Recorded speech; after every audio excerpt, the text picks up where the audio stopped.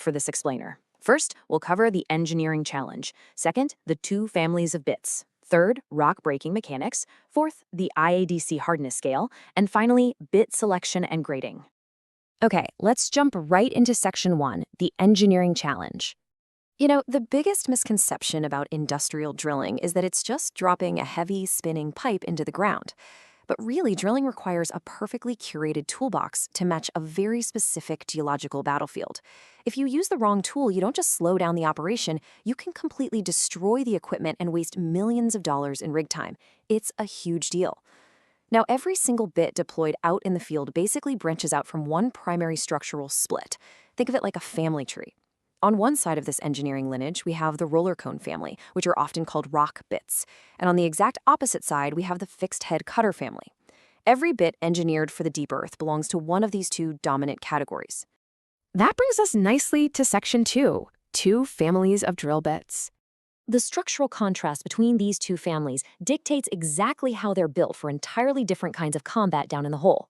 Understanding their unique architecture is absolutely crucial to grasping how they survive those extreme pressures. Roller cone bits? They rely on complex, independent moving cones. These parts literally roll, bite, and crush as the whole bit rotates at the bottom of the wellbore. Fixed cutters, on the other hand, are a totally different beast. They feature solid, immovable profiles.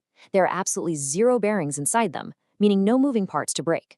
Instead, they use extremely hard cutting elements that are permanently embedded right into the solid steel or matrix body of the bit face. Let's drill down, pun intended, into the roller cones first. As the main drill string rotates from the surface, these individual cones turn independently. And they come in a few distinct configurations depending on what the operation actually needs. A robust 3-cone version gives you incredible stability and durability. It's basically the industry workhorse. But sometimes engineers need a more aggressive approach, or they need higher RPMs in specific soft formations. That's exactly where 2-cone or even single-cone designs come in. They trade a bit of that stability for pure aggressive cutting speed. Now, inside that roller cone family, engineers make another really critical distinction based on the cutting elements themselves. You have milled steel tooth bits, where the teeth are literally carved directly out of the steel of the cone itself. These are your go-to tools for softer formations where you just want rapid gouging and scraping. But the moment that drill hits abrasive rock, steel wears down way too fast. That's when you have to upgrade to a tungsten carbide insert bit, or a TCI. Instead of milled steel, a TCI bit uses incredibly tough tungsten carbide buttons pressed directly into the cone. It's a material engineered specifically to punish and endure those harder, highly abrasive rock formations without losing its shape. Okay, hopping over to the fixed head side of the family, the arsenal here is arguably even more impressive. Because they don't have to worry about moving parts, engineers have pushed material science to the absolute limit.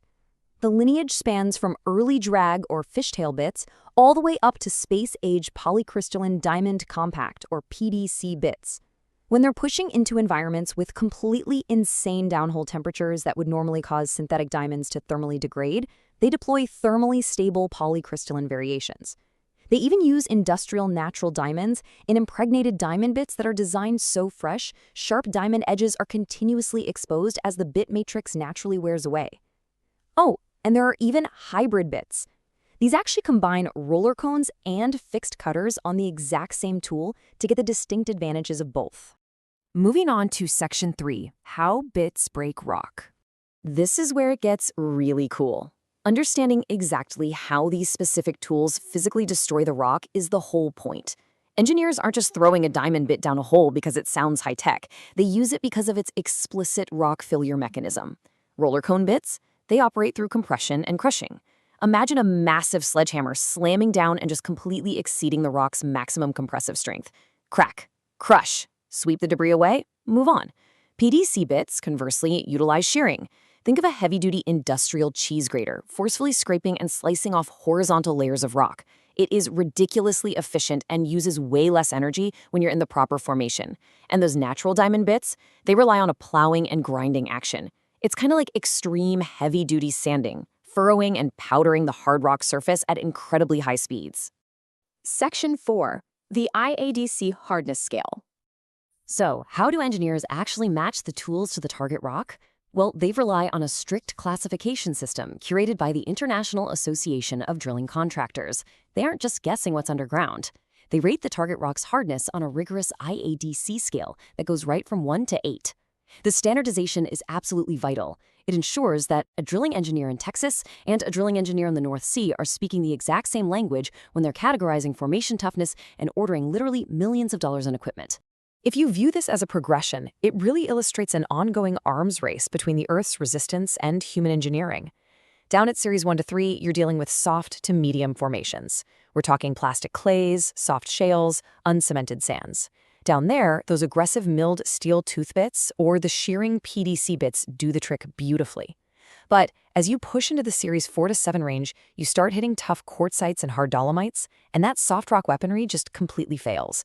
You have to escalate to the compressive, crushing power of tungsten carbide inserts. Finally, at Series 8, you're facing extremely hard abrasive rock.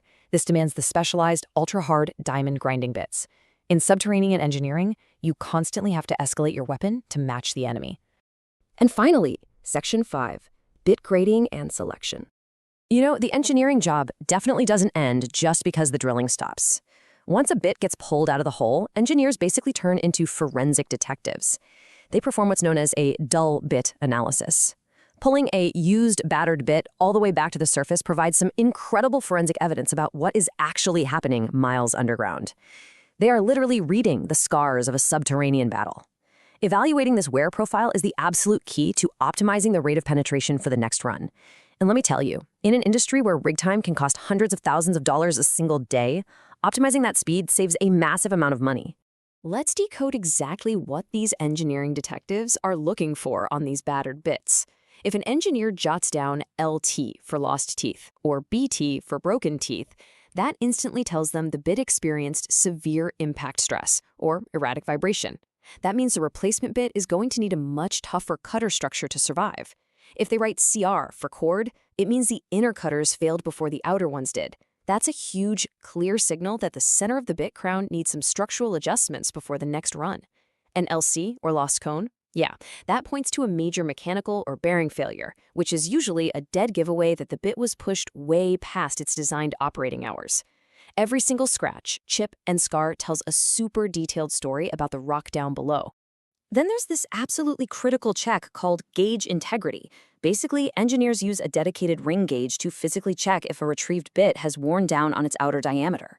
Why are they monitoring this so fiercely? Well, because if a bit's diameter shrinks due to severe rock abrasion, the hole it drills also shrinks. If you then confidently send a brand new full-size bit down into a shrunken hole, you risk a catastrophic stuck pipe scenario that halts all progress, triggers a massively expensive fishing operation to try and retrieve the stuck equipment, and it can even force the crew to completely abandon that entire section of the wellbore. Bringing all of this together, we can really summarize this entire discipline with one fundamental truth. The selection of a drilling bit heavily relies on matching the formation properties with the explicit rock failure mechanism engineered into the bit type. It's definitely not just brute force spinning in the dark. It is an exact, highly strategic science of pairing the right mechanical weapon to the right geological enemy. The ground beneath our feet is quite literally a hidden battlefield of engineering marvels. The sheer scale of these massive industrial operations, when perfectly paired with the microscopic material science happening deep underground, is just astounding. It's an incredibly demanding, hostile environment that continuously pushes human ingenuity and metallurgy to their absolute limits. So I'm going to leave you with this to ponder. Next time you see a piece of solid, supposedly impenetrable rock, don't just see a rock. Ask yourself, is it a job for the heavy sledgehammer of a roller cone, the sharp cheese grater of a PDC, or the high-speed grinder of a diamond bit? Which tool from the Mastercard's toolbox would it really take to break it? Thanks for joining me on this deep dive through the explainer, and definitely keep asking questions about the world right beneath you.